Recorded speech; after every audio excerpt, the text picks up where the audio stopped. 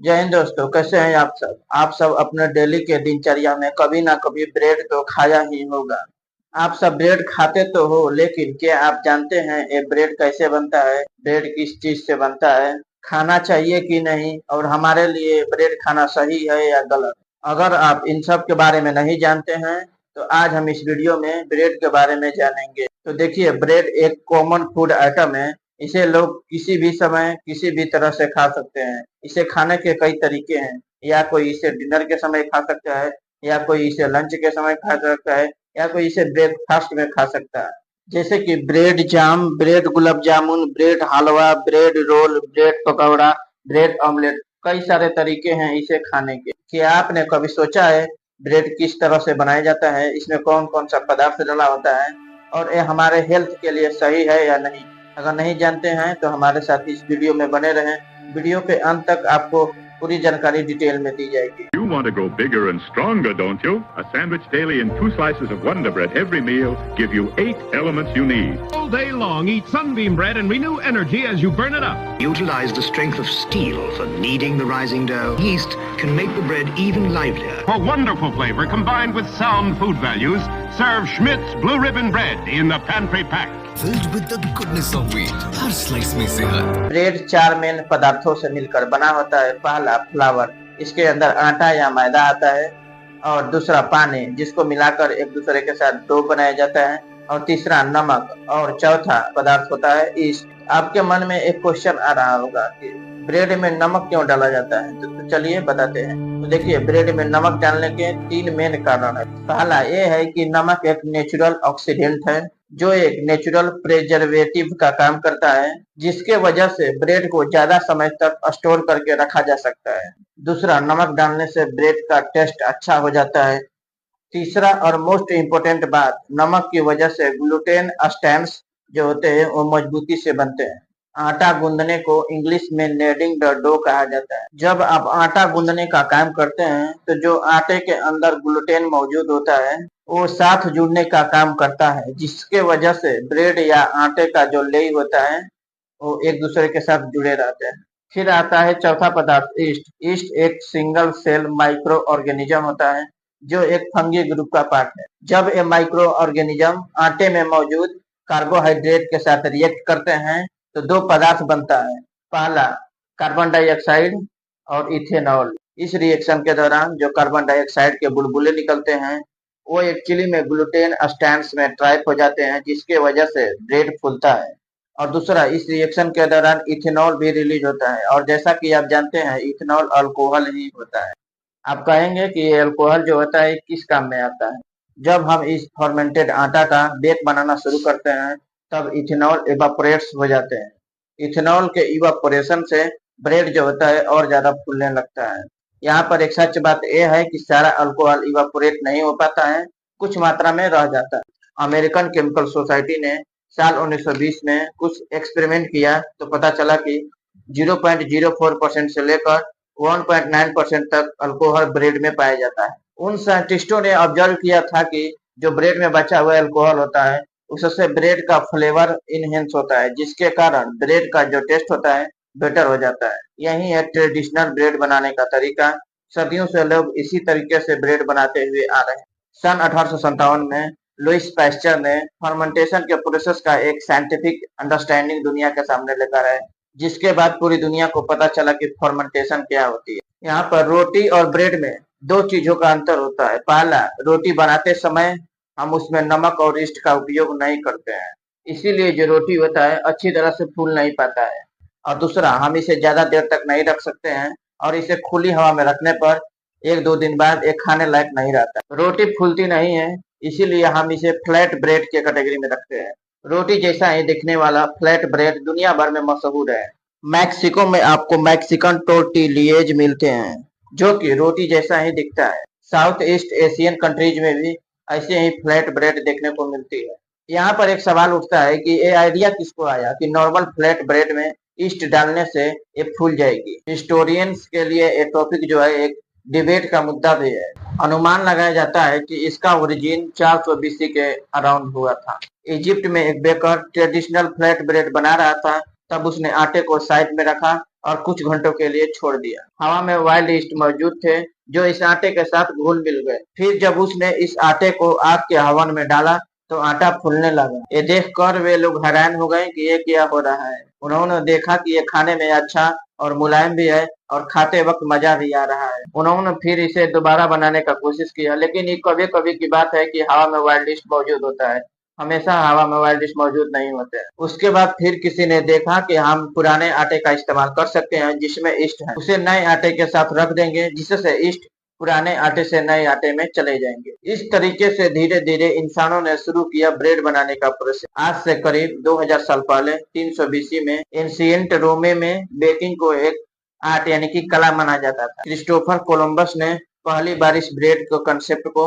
America लेकर गए और इंडिया में सबसे पहले ईस्ट वाला ब्रेड पोर्चुगीज लोगों ने लेकर आए थे पाव के रूप। उन्होंने इसे सबसे पहले इंडिया के अंदर गोवा और उसके बाद फिर मुंबई लेकर गए। यही कारण है कि आज के दिन मुंबई का बड़ा पाव फेमस है। धीरे धीरे आगे चलकर इस ब्रेड के दुनिया में एंट्री होती है इंडस्ट्रियल रिवॉल्यूशन का। ब्रेड जैसा एक नॉर्मल होममेड खाना इंडस्ट्री में बदल गया।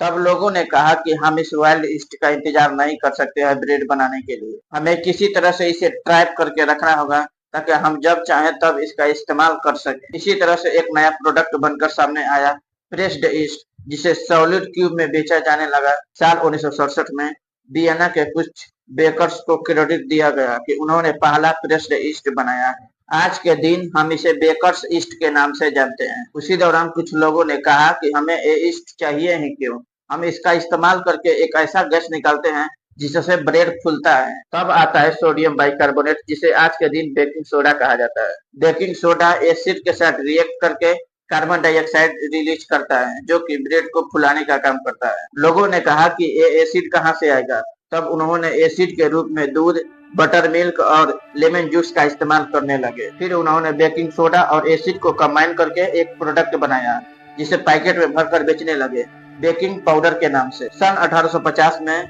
बेकिंग सोडा और उसके कुछ सालों बाद बेकिंग पाउडर को बेचा जाने लगा। ये दो सबसे पहले केमिकल थे जो कि ब्रेड में डाला गया था।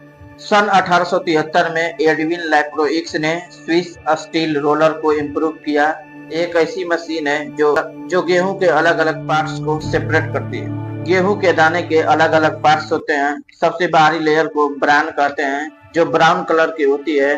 ज्यादातर मात्रा में न्यूट्रिशन, विटामिन और मिनरल्स इसी लेयर के अंदर होती है। इसके बाद आता है सबसे मोटा और सबसे बड़ा भाग, इंडोस्पर्म। इसके अंदर वाले पार्ट को जर्म कहा जाता है। यही डिफरेंस है आटा और मैदा में। आटा जो होता है ब्रान यानी कि होल व्हीट से बनता है और जो मैदा होता है इंडोस्पर्म यानी कि रिफाइंड व्हीट से बनता है। जो आटा गेहूं से निकलता है वो व्हाइट कलर का बनता है। जब आटा एटमॉस्फेयर में ऑक्सीजन के साथ रिएक्ट करता है, इस रिएक्शन को होने में कुछ समय लगता है जिसके कारण आटा का जो व्हाइट कलर होता है कुछ समय बाद आता है।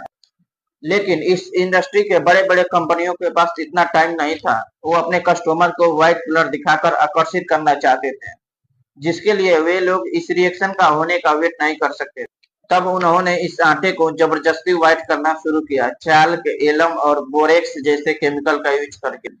कुछ लोगों ने इसके खिलाफ आवाज भी उठाया, अमेरिकन केमिस्ट हार्वे, जिन्होंने स्लोगन भी दिया, save the bread save the nation. ये बात जब कंट्री में लोगों में फैला तो ब्रेड बनाने वाली कंपनी ने कहा कि ये जो हम केमिकल का यूज कर रहे हैं इतना ज्यादा मात्रा में नहीं कर रहे हैं जिससे लोगों को दिक्कत हो। आज के डेट में अमेरिका में आटे का ब्लीचिंग किया जाता है।